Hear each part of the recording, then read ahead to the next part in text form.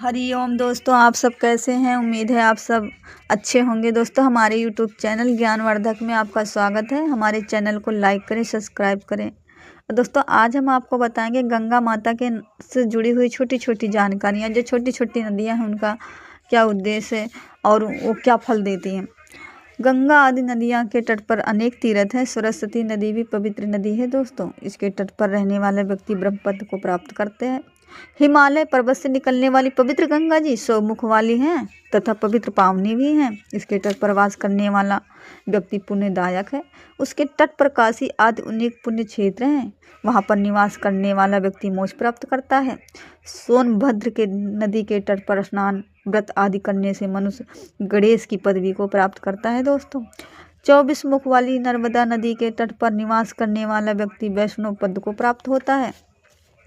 व्यक्ति तामसा, रेवा, गोदावरी आदि नदियों तट पर वास करता है वह ब्रह्म हत्या आदि से छूट जाता है। कृष्णा, वेणी, विष्णु लोकदायिनी तथा तुंगा, भद्रा आदि नदियाँ ब्रह्मलोक से निष्कासित व्यक्तियों को अपने तट पर जन्म देती हैं। सरस्वती, पंपा, कन्या, सोता, कोबरी आदि नदियाँ भी पुण्य प्रदान करने वाली हैं। दोस्तों, ये सभी क्षेत्र शिवलोक प्रदान करने वाले तथा अभिष्ट फल प्रदान करने वाले हैं। इनमें स्नान, ध्यान, जप, तप करने से महान पुण्य की प्राप्ति होती है। दोस्तों, श्री सुत जी ऋषिगण बोले, अब हमें स्वर्ग और नरक के भेजने वाले धर्म अधर्म का विवेचन करके बताइए। साथ ही हमें उस सदाचार का वर्ण भी बताइए जिसमें धर्म अधर्म की जीत जा सके। सुत जी बोले, हे ऋषि, चारों वर्णों का मनुष्य को चाहिए कि वो सूर्योदय से पहले उठकर अपने इष्ट देव का ध्यान करे।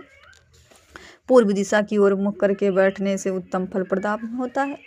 उषा काल में शौच आदि से निवृत्त होकर दत्तोइन करके स्नान करें। नदी में कमर तक या कंठ तक खड़े होकर स्नान करना चाहिए। घुटने तक के जल में स्नान करना पड़े तो मंत्र बोलकर स्नान करें। इसके पश्चात तीर्थ के जल से वहाँ के देव और अपने इष्ट देवों को संतुष्ट करें। वस्त्र पहनकर पितरों का तर्पण करें। आचमन, संध्या उपासना करके गायत्री का जाप करें। तीनों समय प्रातः, दोपहर और सायंकाल में संध्या करें। सायंकाल की संध्या पश्चिम की ओर मुख करके करें। उंगलियों के छिद्र से सूर्य को अस्त होते हुए देखें। प्रदक्षिणा कर शुद्ध आचमन करें। अपनी आमदनी का 3 भाग करें खर्च करें। धर्म वृद्धि तथा भोग धर्म से चित्त को बढ़ावें। बचत कोष का नियत करें। थोड़े में गुजारा करें।